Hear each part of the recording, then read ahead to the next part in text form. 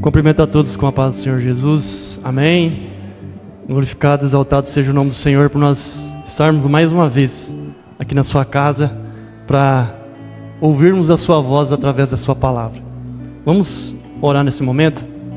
Espírito Santo de Deus, obrigado por nós estarmos aqui na tua casa mais uma vez. Nós te agradecemos, ó Deus, porque o Senhor tem nos fortalecido, o Senhor tem cuidado de nós. O Senhor tem cuidado de nós de uma forma que nós nem imaginamos. O Senhor tem nos protegido, o Senhor tem nos dado livramentos que nós muitas vezes nem enxergamos. Nós te agradecemos pelo teu cuidado. Nós te agradecemos, ó Deus, por mais essa oportunidade de nós estarmos aqui para ouvirmos, para meditarmos na tua santa palavra. Pai, eu não tenho nada para oferecer para esses irmãos, mas a palavra não é minha, a palavra é do Senhor. Então, Senhor, usa a minha vida, fala com cada um aqui, meu Deus, toca em cada coração, cura, liberta, transforma, restaura, salva vidas aqui nesta noite, ó Pai. Em nome de Jesus, que tudo que for feito aqui, tudo que for falado, seja pelo Teu Espírito Santo. Usa os meus lábios, Espírito Santo. Em nome de Jesus, eu te adoro, eu te glorifico, te dou glórias e honras, em nome de Jesus. Podeis estar sentados?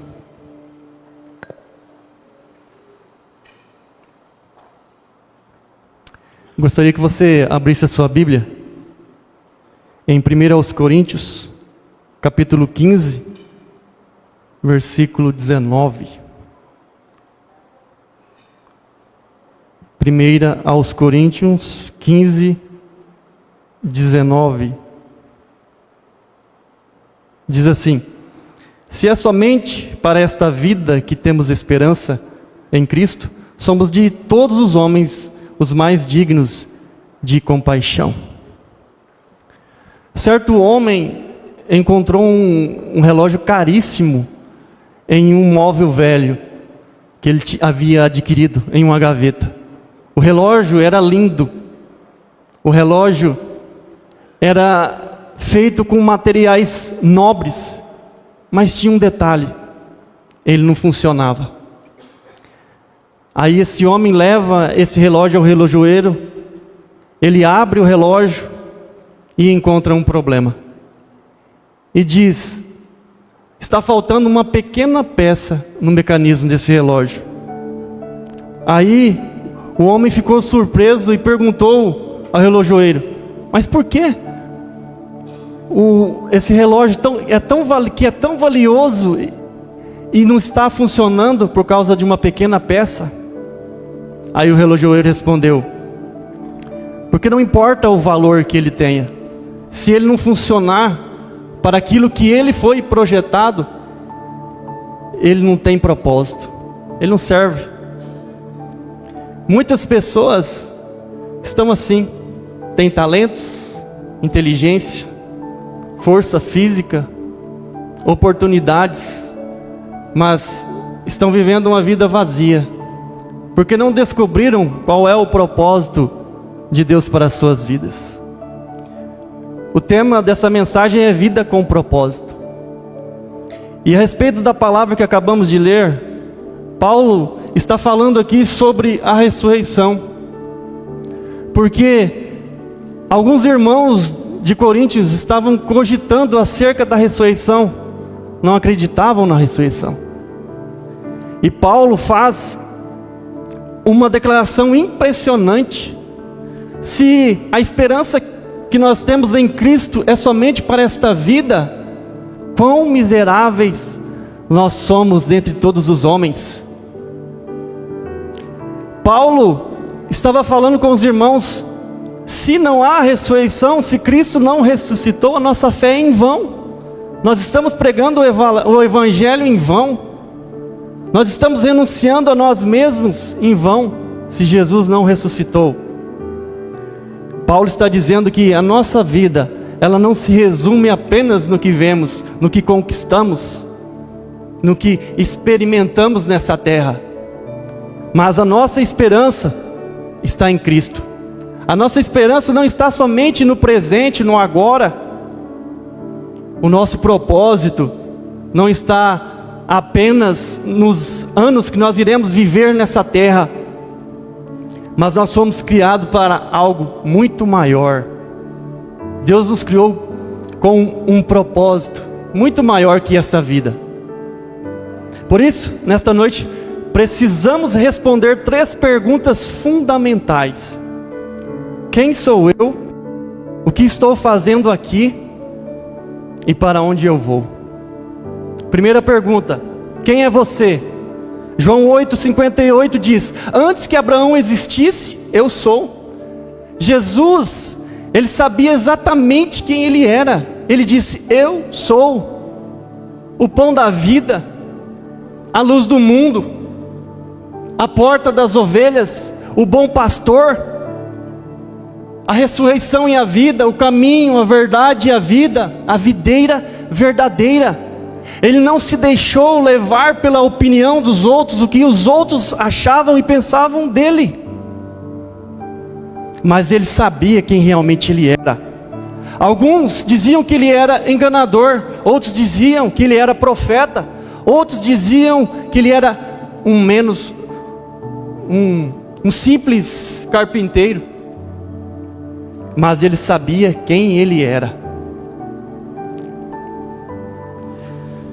O problema de muitas pessoas é que elas têm crise, vivem numa crise de identidade, não sabem quem são perante Deus. Muitos tentam encontrar valor em muitas coisas nessa terra: ter fama, como ter dinheiro, como viver bem na opinião dos outros, estar bem nas redes sociais e dentre muitas outras coisas. Mas nada disso define quem somos, porque a nossa identidade somente está no nosso Deus, no nosso Rei, no nosso Senhor Jesus. Mas quem sou eu? Quem sou eu para Deus? A resposta está em João 1,12. Mas a todos quantos o receberam, Deus deu-lhes o poder de serem feitos filhos de Deus. Nós somos filhos. Para quem o receberam? Receberam quem? Jesus. Para quem recebe Jesus? Para quem tem Jesus como centro da sua vida, para quem recebe o Evangelho, esse recebeu o poder de se tornar filho de Deus. Mas muitos hoje vivem dentro da igreja e não sabem o que são, perderam a sua identidade como filhos. Exemplo foi o filho pródigo, que pediu ao pai a sua parte da herança, foi para um lugar distante, gastou todo o seu dinheiro com meretrizes e literalmente foi para a lama e cuidar de porcos, e desejou comer a comida dos porcos, até que um dia ele parou e disse: na casa de meu pai, os servos deles têm uma vida muito melhor daquilo que eu estou vivendo aqui. Voltarei para minha casa, não para exigir do meu pai que eu seja filho, mas sim um servo, ou ser um mero servo do meu pai, porque a vida lá é muito melhor. E quando ele chega na sua casa, o seu pai está esperando com os braços abertos. Coloca em seu dedo uma aliança, um anel, dá a ele vestes novas e o chama de filho. Quantos estão perdidos? Quantos já não se consideram filhos do Pai? Quantos estão distantes daquilo que Deus tem para ele, do propósito de Deus para a sua vida? O problema do filho pródigo não foi perder toda a sua herança, mas sim perder a consciência de que ele era filho. Esse foi o maior problema dele. Ele perdeu a consciência de que ele era filho. Ele vivia na casa do pai, ele tinha o que queria na casa do pai, ele tinha do bom e do melhor, ele servia o pai dele, ele trabalhava para o pai dele, Ele podia abraçar o pai dele quando ele queria, mas não, ele decidiu viver, entre aspas, a vida lá fora, experimentar aquilo que ele ainda não tinha experimentado.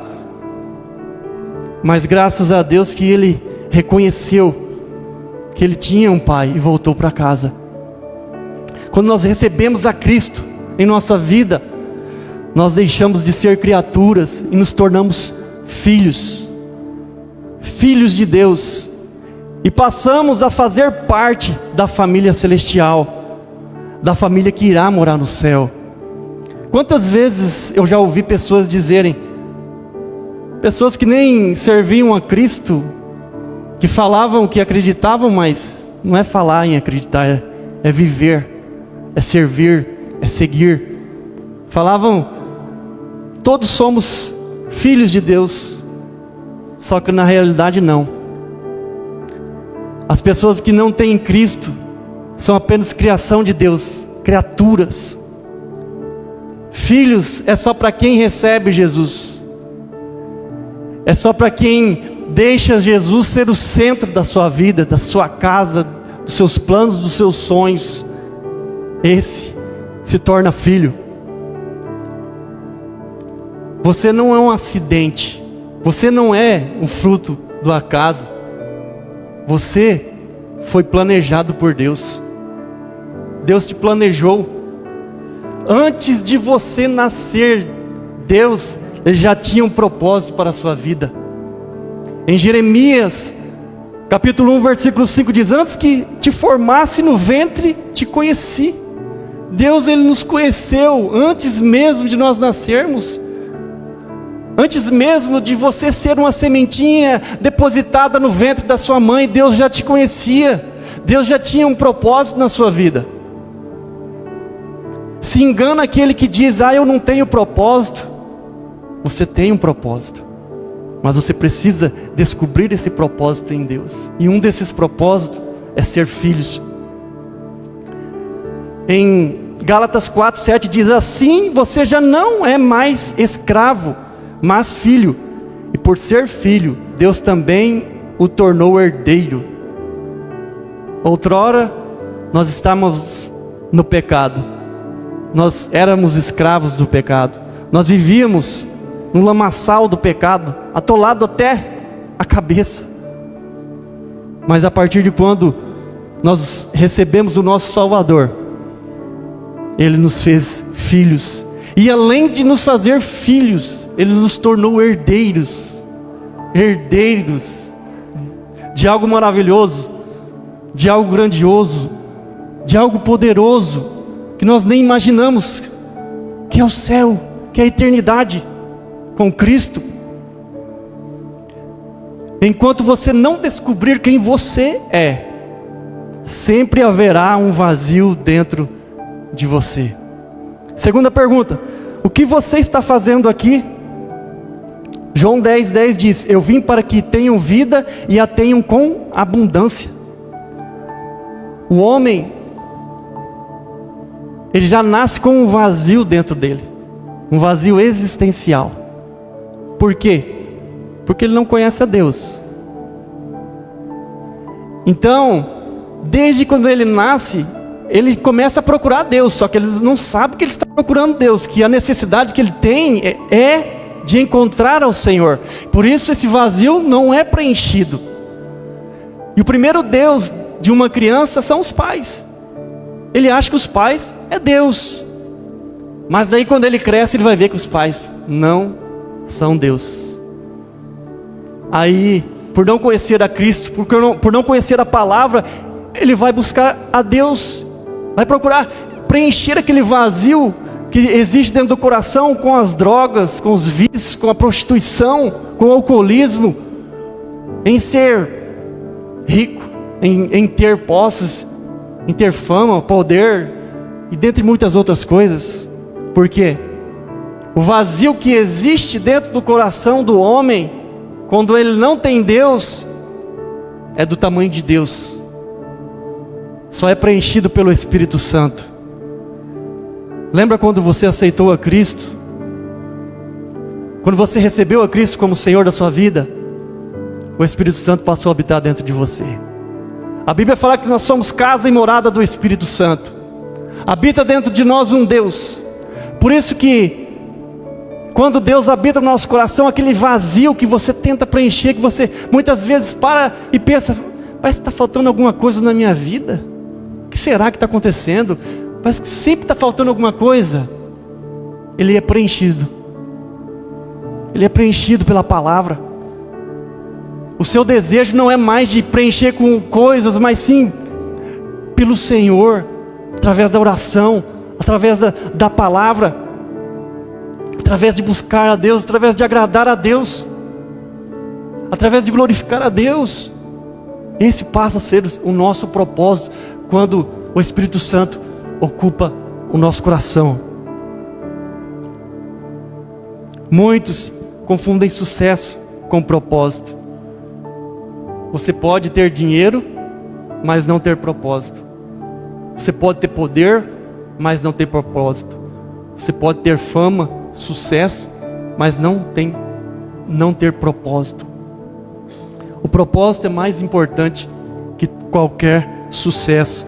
Em Atos 17:28 diz: porque nele vivemos, nos movemos e existimos para glorificar a Deus. Esse é o nosso propósito.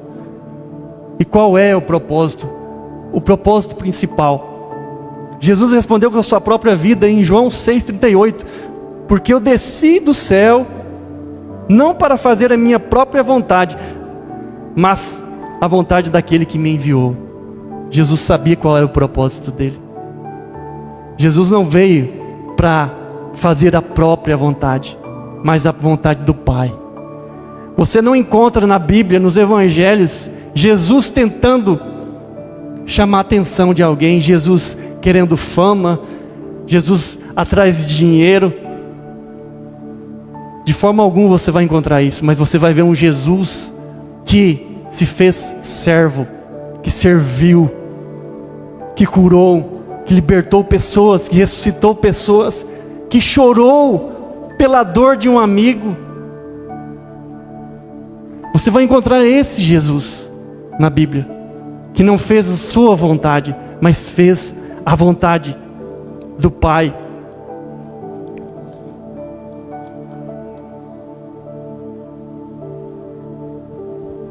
O propósito maior do crente é conhecer a Deus. Conhecer a Deus na sua essência. Conhecer a Deus na profundidade. Glorificá-lo em tudo. Mostrar o caráter de Deus. Refletir o caráter de Deus na sua vida. Fazer com que as pessoas conheçam a Cristo através da pregação do Evangelho. Ter comunhão com Deus. Esse é o nosso propósito. O nosso propósito é ser como Jesus. Por isso que nós temos que conhecer Jesus na profundidade. Nosso propósito é ajudar o nosso irmão, olhar para o nosso irmão com um olhar de amor, é amar aquele que nos persegue, é perdoar aquele que nos aborrece. Esse é o nosso propósito. Ser como Jesus, ser um cristão, que significa pequeno Cristo. Desaparecer para você mesmo e mostrar a face de Cristo através de você. Porque quando as pessoas olharem para você, ela vai falar, mas há algo diferente nessa pessoa. Essa pessoa conversa diferente. Então nós precisamos ser como Jesus. Todo o resto é secundário. Ter propósito é viver cada dia consciente de que Deus nos criou para glorificá-lo e para cumprir a missão e o propósito que Ele nos confiou. É essa a nossa missão. É esse o nosso propósito. Quem vive sem propósito apenas existe. Existir é que nem aquela música: deixa a vida me levar, a vida leva eu. Existir é andar conforme o fluxo, conforme a maré, deixando a onda levar, a corrente levar. Isso é existir. É não ter propósito, é não ter rumo, é não ter uma direção, é não ter um foco. Isso é existir. É diferente de viver. Quem vive no propósito de Deus realmente vive, tem direção, tem um foco, sabe o que quer, tem prazer nas coisas de Deus, tem prazer em vir à casa de Deus, tem prazer em glorificar a Deus através da sua vida. Isso é viver. Porque somente em Jesus a vida encontra sentido, direção e destino. Terceira pergunta: para onde você vai? João 16:28 diz: saí do Pai e vim ao mundo. Outra vez deixo o mundo e vou para o Pai. Jesus sabia de onde ele tinha vindo e para onde ele voltaria. E essa certeza lhe deu força para enfrentar as dificuldades, as tentações, as provações, as perseguições e por fim a cruz. Saber para onde ele voltaria: para os braços do Pai. Quem sabe para onde vai consegue suportar as crises, os sofrimentos, as perseguições, os problemas, a doença e dentre muitas outras coisas, porque você sabe para onde você vai.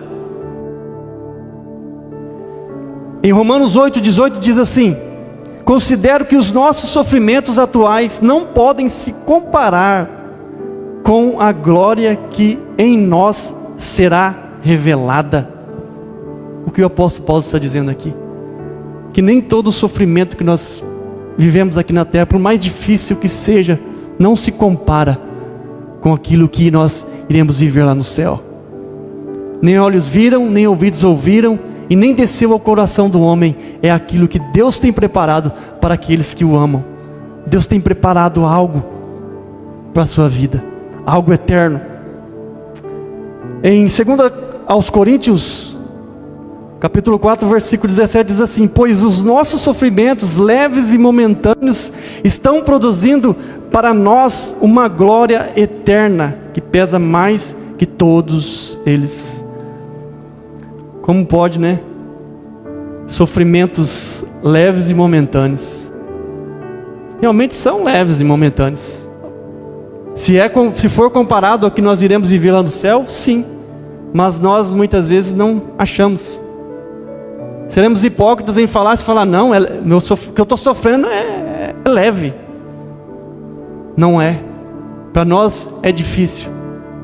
Mas se comparado à glória de Deus, a eternidade no céu se torna leve. E sem falar que é momentâneo, é passageiro. Nós não iremos passar por aquilo a vida toda. Em João 14:2 diz: na casa de meu Pai há muitas moradas. Jesus, antes dele subir aos céus, ele disse aos seus discípulos: eu vou para o Pai, mas não vou deixar vocês sozinhos. Eu vou enviar um Consolador, aquele que vai estar com você, aquele que vai morar dentro de você. E ele disse que iria, sim, para o céu, nos preparar lugar, nos preparar morada, e que depois ele viria para nos buscar. Ou seja, Jesus foi nos preparar lugar. Lá no céu há muitas moradas. Há moradas para todos aqueles que querem, para todos aqueles que aceitam a Jesus, para todos aqueles que recebem Jesus em seu coração. Para você há uma morada no céu. É exatamente aqui que entendemos a profundidade de 1 Coríntios 15:19. Paulo está dizendo que se a nossa esperança estivesse somente aqui, nesta vida, nós seríamos os mais miseráveis de todos os homens. Nossa fé seria incompleta.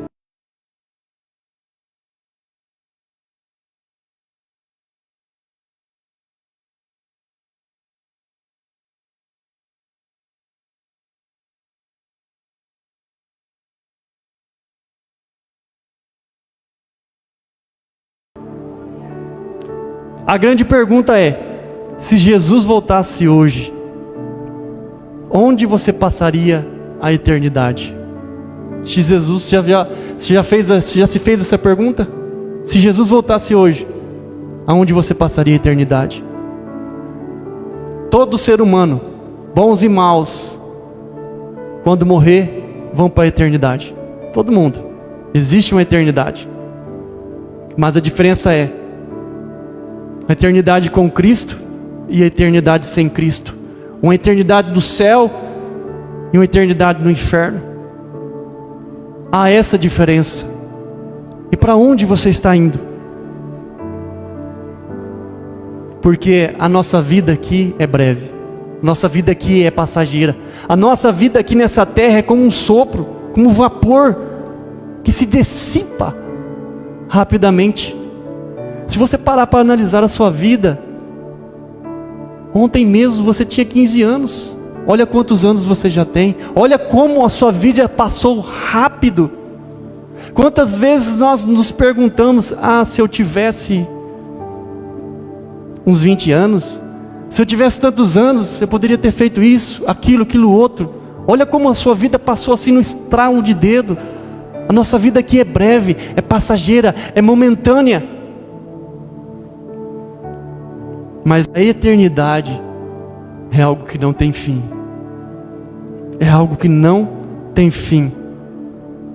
Quem vive olhando apenas para a terra perde a expectativa do céu. Isso é fato, é realidade. Quando nós nos focamos no que é material, no que é terreno, nas coisas, nós não desejamos o céu. Nós não desejamos que Jesus venha logo para nos buscar. Quantas pessoas falam assim: Senhor, espera mais um pouco, porque ainda eu tenho que casar. Eu não casei ainda. Senhor, espera mais um pouco, porque minha vida está boa aqui na terra. Eu tenho que usufruir um pouco mais daquilo que eu tenho. Olha que mente medíocre. Por quê? Porque o seu foco está na terra e não no céu. Nós não podemos perder a perspectiva do céu. Nós precisamos dizer em nossa oração: ora vem, Senhor Jesus. Porque a eternidade com Cristo é algo inexplicável. É muito melhor do que nós vivemos nessa terra, num lugar que nós sofremos. Nossa terra é sofrimento aqui. Por mais que nós tenhamos uma vida boa, nós sofremos de alguma forma. De algum dia ou outro nós passamos por algum tipo de tribulação, de angústia, de sofrimento.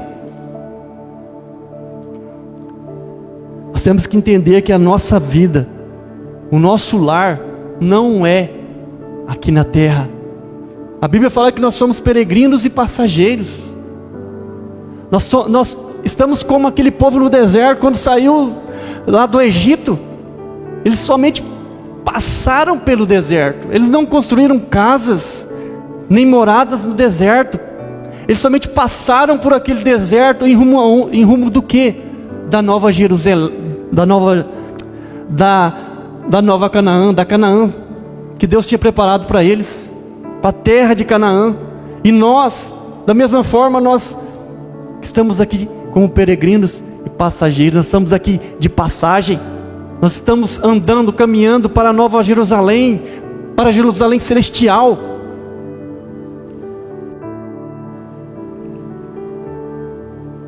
Nossa pátria, ela está no céu. Nossa herança está no céu. Nosso Senhor Jesus, aquele que morreu por nós, está no céu. Lá está o nosso tesouro, o nosso galardão. Lá está o nosso lar. É para lá que nós estamos caminhando. E então, quando Jesus voltar para nos buscar, nós iremos com Ele para morar na mansão celestial, onde a Bíblia fala que não haverá dor, nem tristeza, nem angústia, nem lágrimas, porque Deus enxugará dos nossos olhos toda lágrima, tirará de nós toda dor. Imagina só você naquele lugar. Se imagine naquele lugar, onde as ruas são de ouro, os muros são de cristais com pedras preciosas, e o principal, nós veremos Deus face a face. Nós poderemos conhecer o nosso Jesus face a face. Olha que tremendo, olha o que Deus tem preparado para nós. mas para onde você vai? Para concluirmos, ao longo dessa mensagem nós somos confrontados a responder 3 perguntas. A primeira delas: quem é você? Você é alguém amado por Deus e chamado para ser seu filho. O que você está fazendo aqui? Você está aqui para glorificar a Deus e para cumprir a sua vontade e o seu propósito. E para onde você vai? Você foi criado para a eternidade com Cristo, para morar no céu. Eu gostaria que você ficasse de pé neste momento.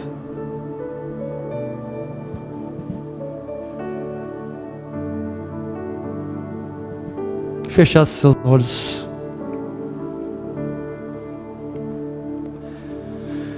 Talvez você tenha vivido até hoje correndo atrás de muitas coisas: dinheiro, sonhos, projetos, conquistas, mas ainda sente um vazio dentro da alma, porque o maior propósito da vida não é conquistar coisas, é conhecer aquele que criou todas as coisas. Jesus veio ao mundo, morreu na cruz e ressuscitou para devolver sentido à nossa existência.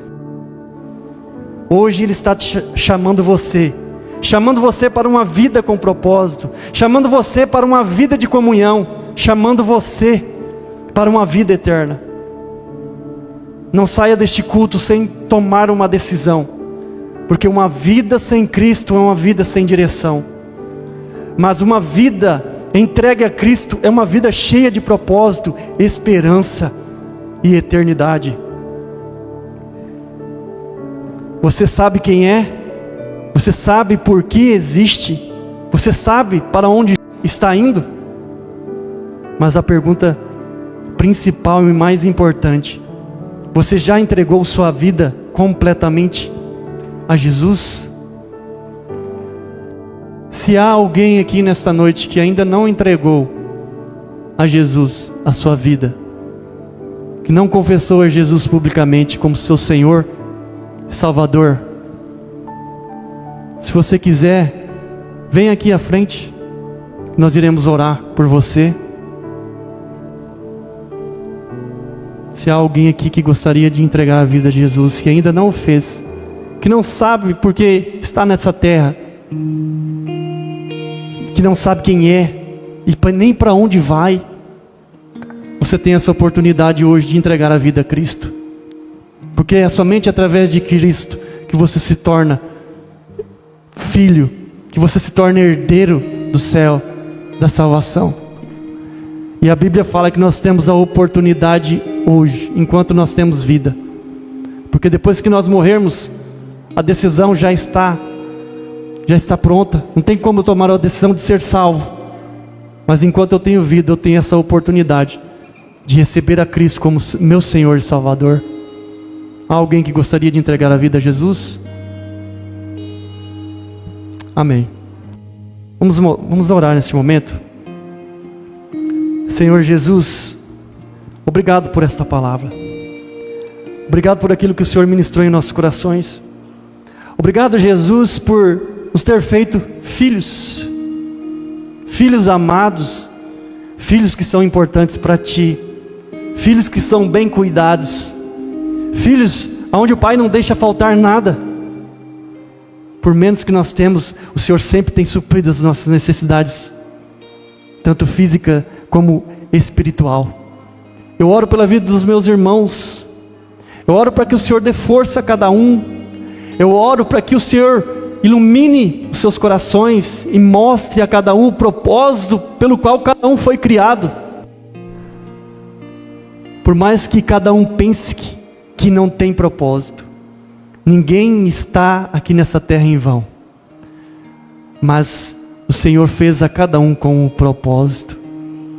Obrigado, Senhor Jesus, por esta noite, por essa oportunidade. Nós te damos graça, nós te agradecemos, ó Pai, por tudo, e que toda honra, louvor e glória seja dado somente ao Senhor nesta noite, em nome de Jesus. Amém.